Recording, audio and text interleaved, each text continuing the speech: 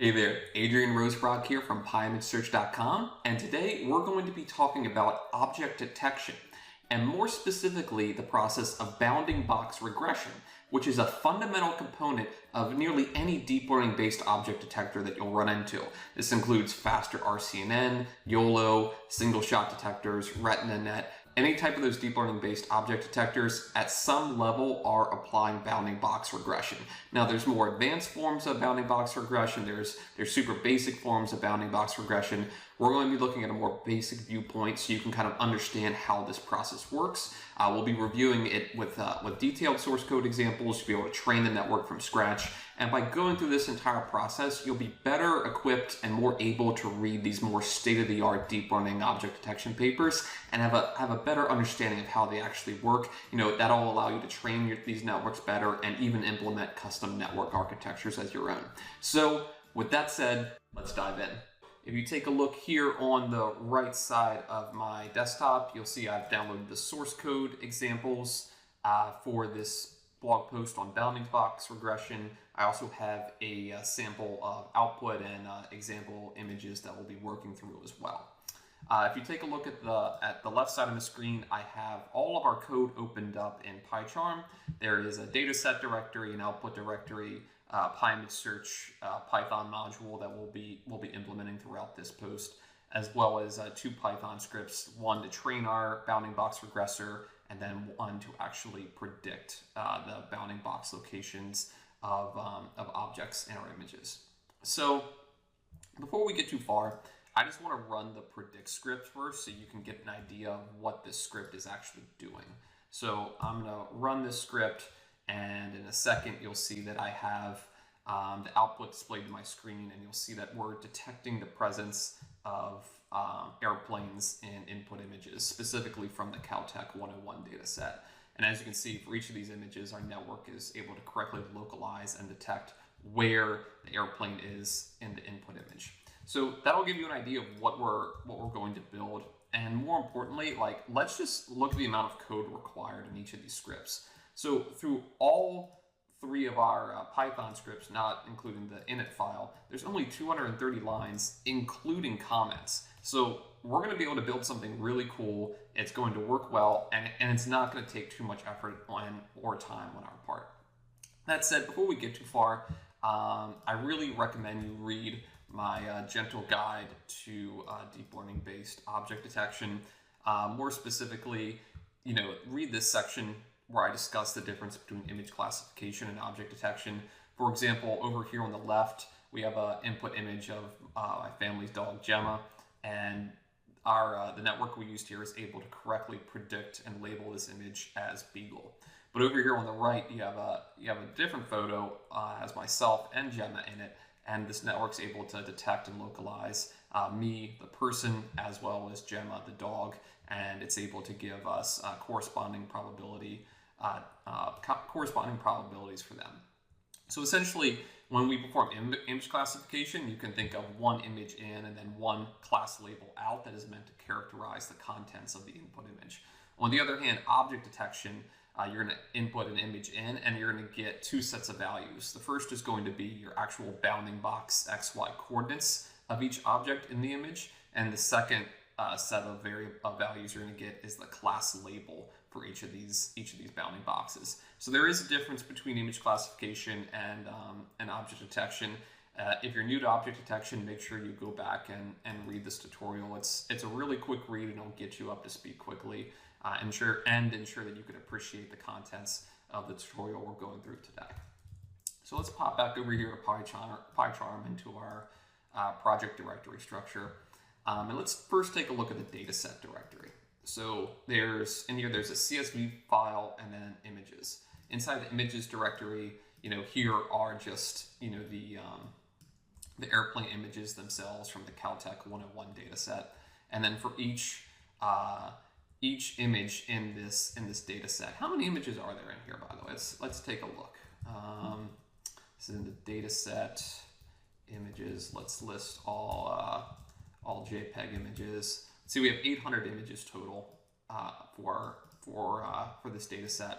And if we take a look at the airplanes.csv file, you'll see that there's 5 columns per row. So the first entry is the image file name, which again corresponds to the file name here over in the images directory. And then you have 4 values here. These are the bounding box coordinates for each of the airplanes in the image. And again, as a refresher, the end goal is to create a bounding box regression, essentially an object detection model that's capable of localizing airplanes in each of our input images. And then I've also put together a quick little montage of our airplane data set, just so you can get an idea of these images and what we're working with.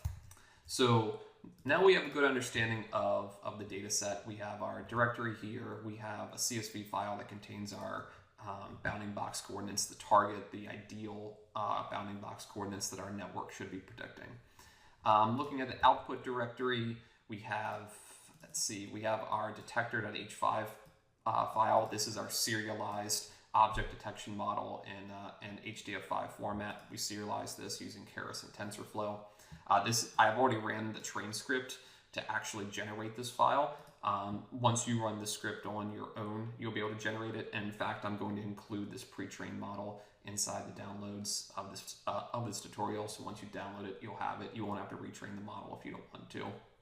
This plot file was produced while I was actually training the model. And then this test images.txt file contains all of the images part of the testing set, which will be useful when we're running the predict script. We'll review predict.py and train.py inside this tutorial. And then inside the PyImageSearch module, you have this config.py, which we'll also review as well. So let's go ahead and dive in now. I think we have a good understanding of what we're going to build and how we're going to go about doing it. So let's dive in. I want to start with the config file first. So I'm going to open up this file, and we'll only need a single import here. This is the OS module, and that's going to be used to derive paths to input files and subdirectories. We use that so this code is compatible on a Unix machine, a Linux machine, your Raspberry Pi, Windows, whatever. The OS module will ensure the path separators are constructed properly. So here we derive the base path to our dataset directory, which is this dataset here. We have our images path, which is inside the base path, which is this directory here of our input images. And then we have our annotations path, which is our airplanes.csv file. So that's all this code here is doing. We then derive the base output directory, which is this directory here.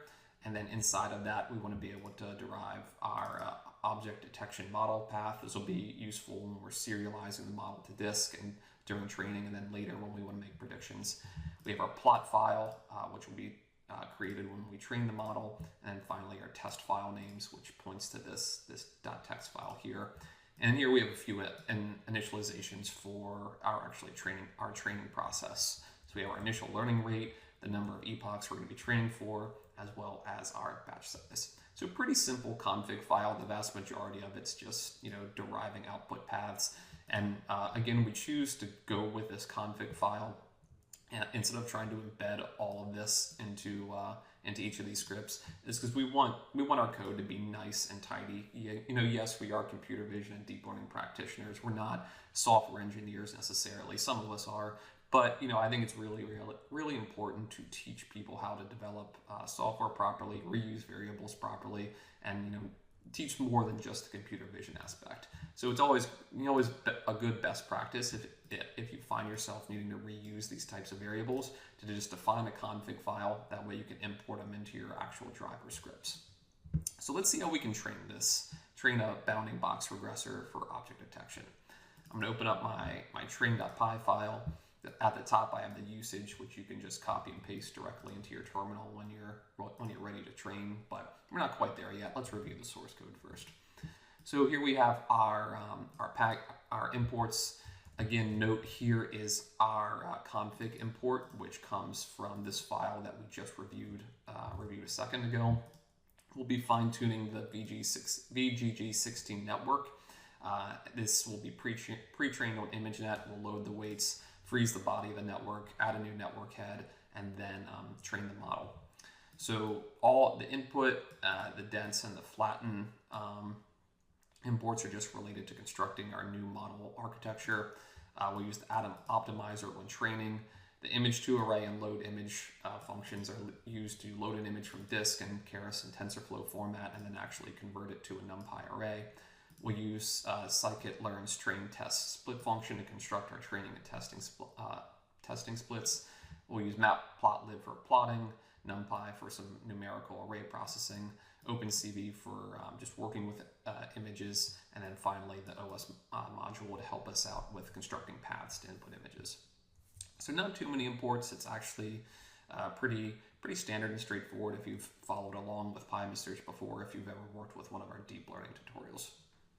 So let's go ahead and load the contents of our annotations file. What we're doing here is we're loading the contents of this CSV file right here, and we're gonna read the entire contents of the file and split it over new lines. So each line will be its own entry in the list. And then from there, we're going to derive or initialize three lists. The first one, data, is going to store our raw images. The targets is going to be our target bounding box coordinates. So meaning, these values right here, these are the target bounding boxes we would like to see our network produce. And then the file names, which are the first entry in each row. Let's go ahead and loop over all the rows in this file. We'll skip the header just in case there was one, and we'll break the row into the file name, the starting and ending bounding box coordinates. And then once we have the file name, we can derive the path to the input image. And again, the image's path is defined here. So that'll give us the path to our input image. We'll read that using OpenCV, and then we'll grab the spatial dimensions, or more specifically, the width and the height. Why do we need the width and the height?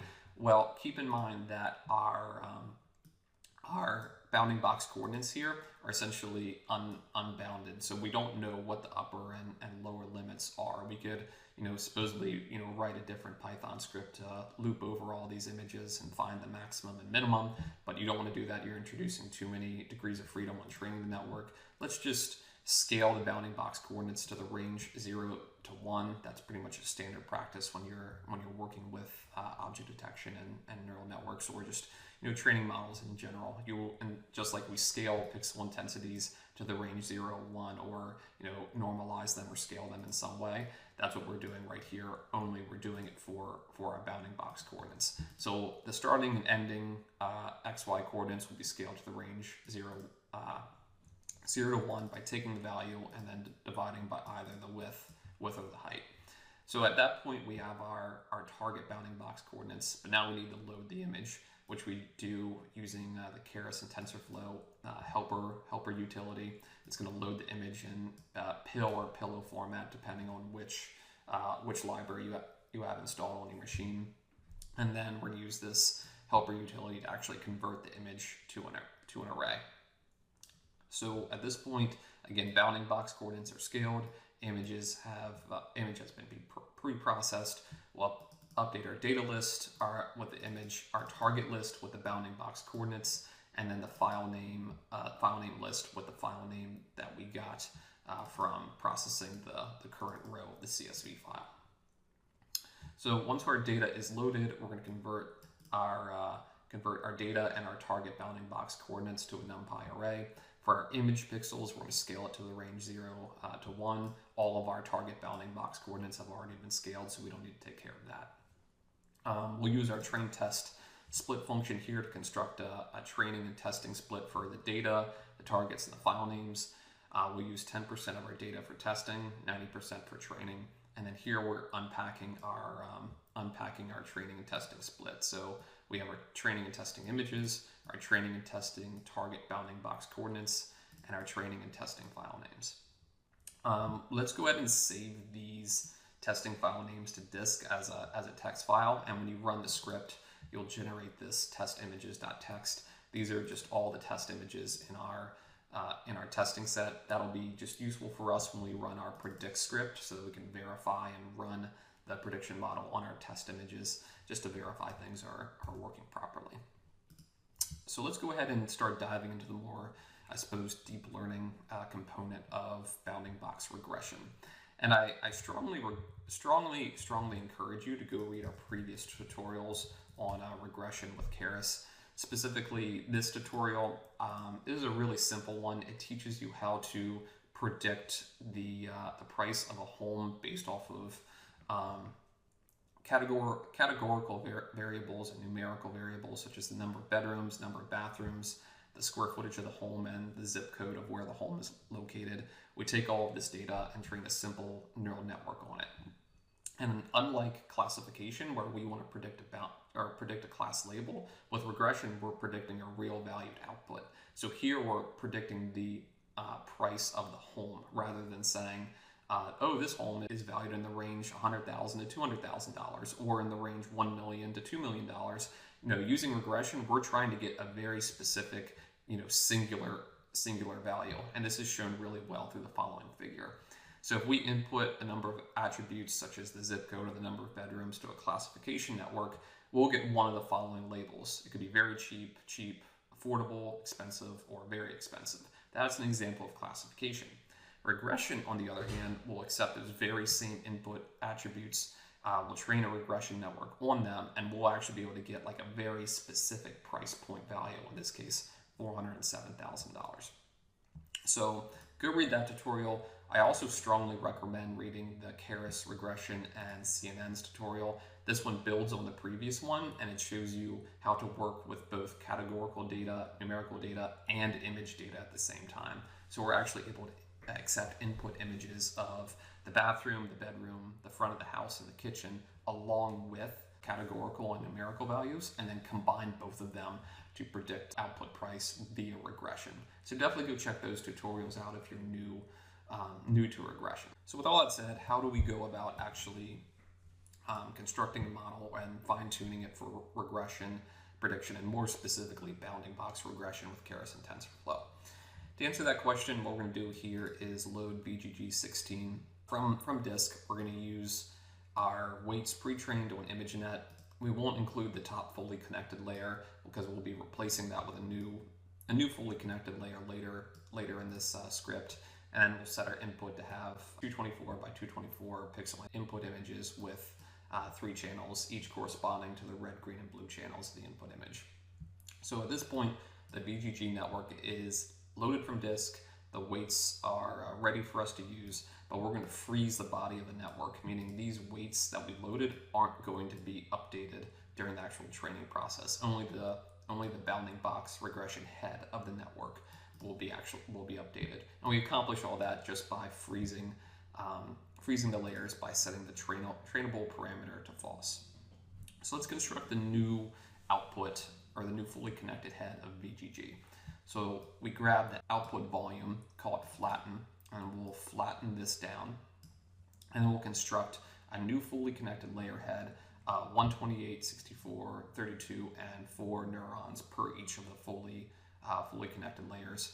We'll use a standard ReLU activation for these 3, and then a sigmoid for the actual bounding box regression head. So this is the most important one that I want to draw your attention to. So why is there 4 neurons in this output layer, and why is the activation sigmoid? And to answer that question, I'm going to open up this image again. I'm going to zoom in. And if you'll notice, for each of these, we're predicting the bounding box coordinates. So here's the top left corner of the bounding box, and here's the bottom right. The top left is going to be specified by 2 values, the x and y coordinate, and the bottom right is going to be specified by 2 values, again, x, y coordinates. So there's 2 values up here, and there's 2 values down here.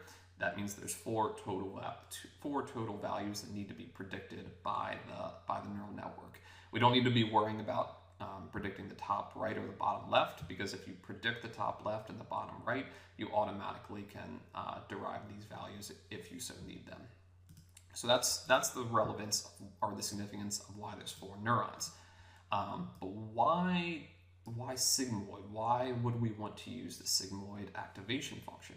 Well, the reason for that is that sigmoid activation values have to exist between the range 0 to 1. And if you note back up here, all of our target bounding box coordinates were also scaled to the range 0 to 1. Therefore, sigmoid is going to be a nice logical choice for us to use. So with the new bounding box head constructed, we'll create our new model. It'll use the standard VGG input, which will be our input images, and the output of the model will be our bounding box head.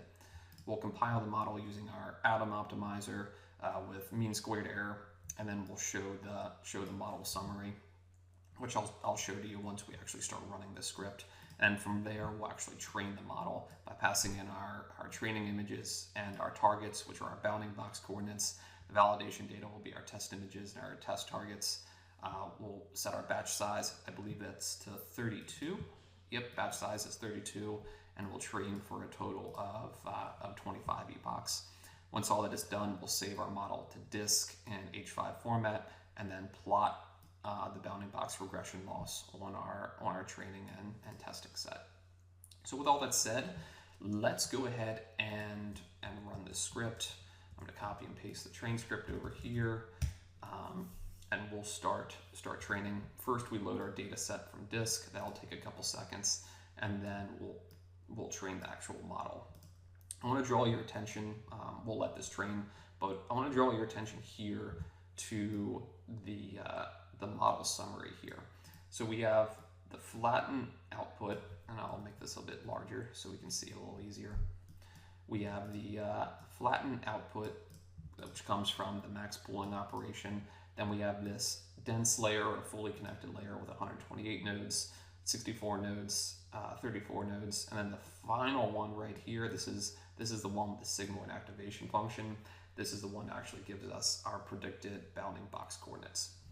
So, you know, I'm running this on my CPU, so it's going to take a long time to run. So I'm not gonna bother with that. I'm just going to go ahead and kill off this script. And if you want to see the output of it, I have it right here. You can see the full training history of the model. Eventually, our loss, you know, gets pretty low, which you can also see from our training history plot as well. Our loss starts off pretty high, but eventually we're able to drive it pretty low over the course of 25 epochs. So when everything is all said and done, these will be your three output files. And again, the output directory structure. You have your detector.h5. That's your trained bounding box regressor. Here's your training history plot, and then here's all the testing images that you used or you created when constructing the training and testing split, the significance of which I'll show you in our predict.py script. Speaking of which, let's go ahead and review this one now. Here's our example usage at the top. We'll either be able to pass in, you know, our .text file of testing images or the path to a single testing image if we so wish. So again, we import our config file. We import our pre-processing functions that we used in the train.py script. We use load model here to load our detector.h5 file from disk, and then just a number of pretty standard imports. The only one you might not be familiar with is MIME types. This is just a little convenience function that's built into Python. It lets you determine like what the file type is of an input file, whether it's a .text file, a plain text file, a binary of some sort, such as an executable or an input image. So we'll review that in a second. So then we drop down to our command line arguments. If you haven't really reviewed command line arguments or used them before, I strongly suggest you read our argparse and Python tutorial. This one here will just teach you all about command line arguments, how to use them. Definitely required reading if you've never used command line arguments before. So the input could either be input to this test image.txt file, or you could, you know, specify the path to one of these input images. It doesn't really matter. I'll show you how to do both in this tutorial. So right here, we're gonna call the guest type of the MIME types library, because we want to figure out, is this a plain text file, such as this this test images.txt file is a single input image, and then we'll initialize our images paths as just assuming it's just a single input image. However, if the file type is a plain text file, that means we need to loop over each of the rows in this file and extract extract the file name, which is exactly what we're doing here. We grab the path to the input text file, we'll read the contents of it, strip any white space from the top or bottom, and then split over new lines, and then reinitialize our images list.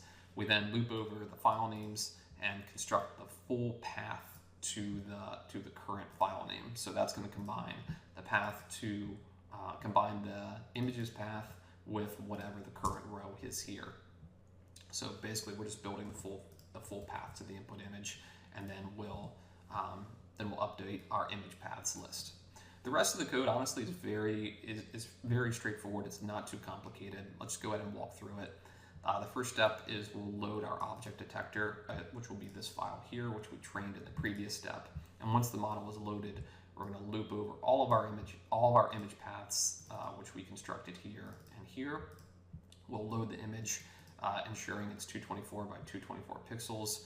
We're going to convert it to an array while scaling it to scaling the pixel intensities to the range 0 to 1, which is the exact same processing step that we did here during the training process. We'll then add in a batch dimension using the expand dims function. After that, it's dead simple, right?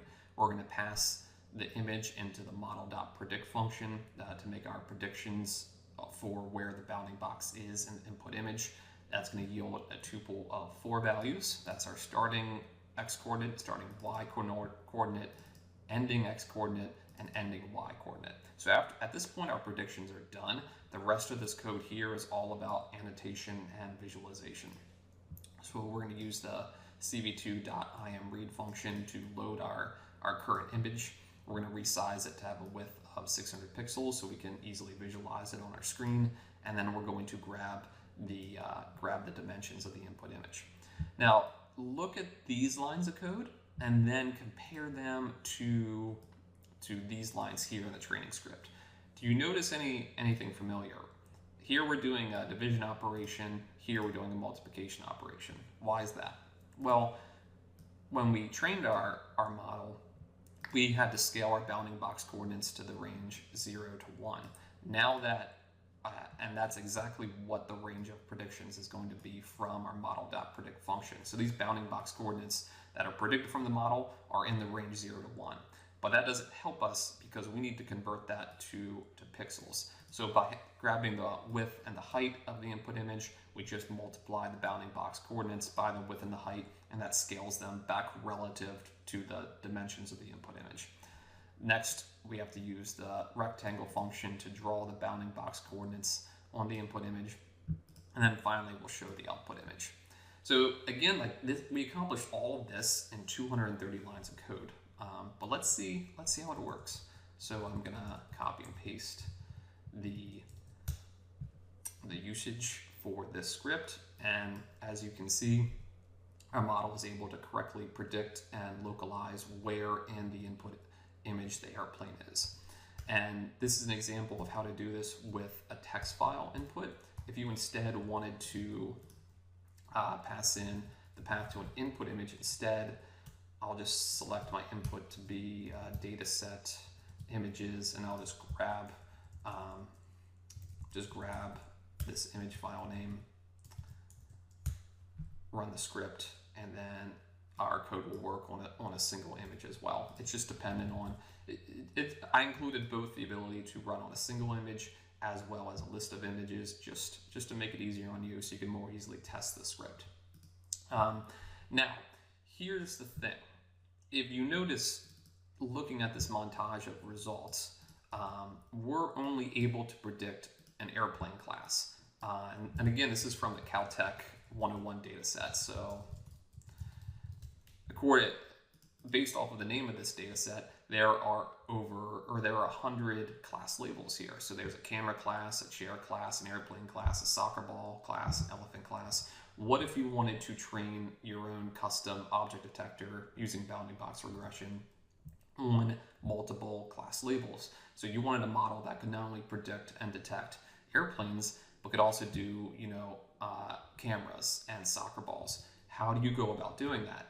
The answer is that you actually need 2 heads on your bounding box, or 2 heads added to your VGG model or whatever model you're fine-tuning. You need your bounding box regression head, and then you need your classification head as well. It's slightly more advanced, requires a bit more work, but I will be covering that in next week's tutorial, so definitely be on the lookout for it.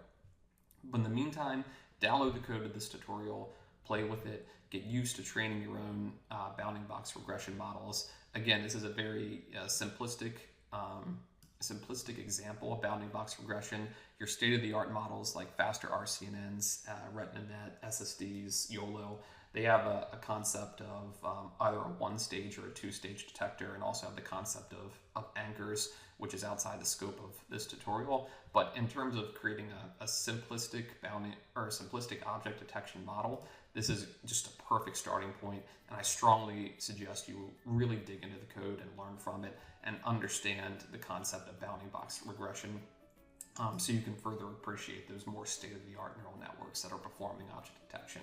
And really, honestly, if nothing more, just understand what this line of code right here is doing. This is really the key to making all of this work.